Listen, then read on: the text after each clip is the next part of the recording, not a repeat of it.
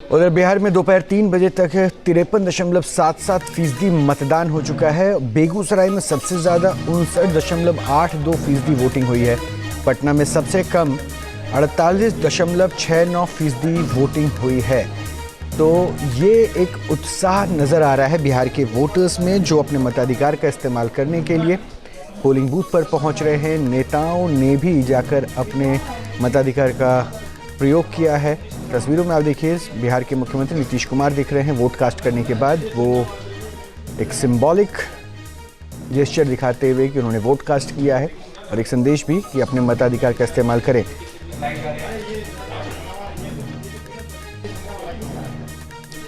विकास चंद्र हमारे साथ बक्सर से जुड़ रहे हैं। विकास, उत्साह अभी तक तो अच्छा दिख रहा है, बक्सर में क्या दिख रहा है?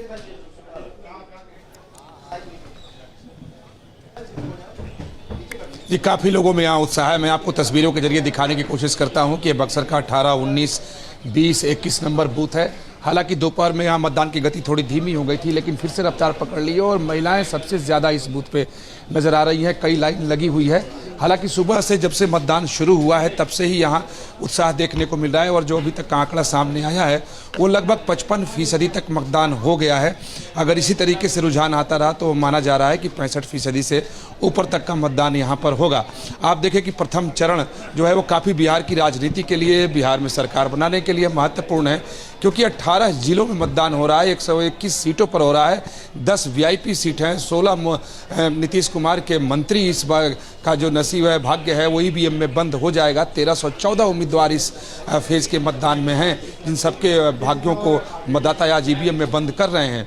तो इसके बाद जब सेकेंड फेज का होगा तो माना जाता है, आपने भी देखा होगा, रुझान ऐसा होता है कि फर्स्ट फेज के इलेक्शन का असर सेकेंड फेज पर ज़रूर होता है।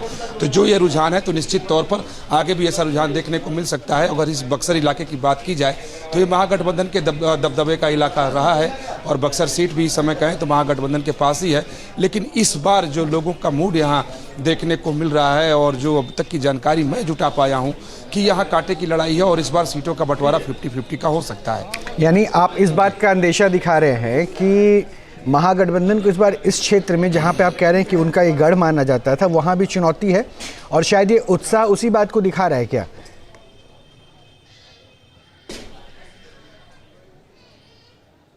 निश्चित तौर पर लोगों में काफ़ी उत्साह है। यहाँ के लोगों से बात करने पर वो लोग साफ खुलकर भी बात कर रहे हैं, विकास के मुद्दे को उठा रहे हैं, स्थानीय मुद्दे को उठा रहे हैं, और जो मौजूदा और निवर्तमान विधायक हैं उनके ऊपर ठिकरा भी फोड़ रहे हैं कि आखिर 10 साल उनको समय मिला, उन्होंने किया क्या इस बक्सर के लिए।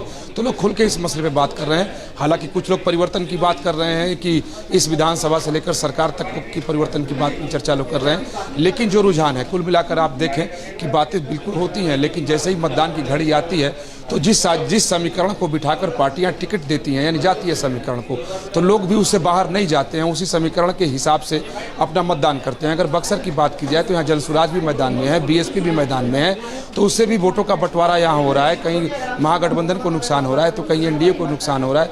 लेकिन अगर इस सीट की बात देखें तो महागठबंधन और NDA में यहाँ कांटे की लड़ाई दिखाई दे रही है बक्सर में। लेकिन सबसे अलग लोगों में, जैसा मेरा अनुभव पिछली बार का है, पिछली बार से ज्यादा इस बार लोग उत्साह में हैं। और शुक्रिया विकास जी आपका तमाम जानकारी के लिए। जहाँ भक्ति है हर शब्द में, कथाओं में छुपे हैं दिव्य रहस्य, और ज्योतिष देता है जीवन को दिशा। धर्म से जुड़ी हर बातों को जानने के लिए हमारे चैनल स्तुति को सब्सक्राइब करें। चैनल पर जाने के लिए इस लिंक पर क्लिक करें।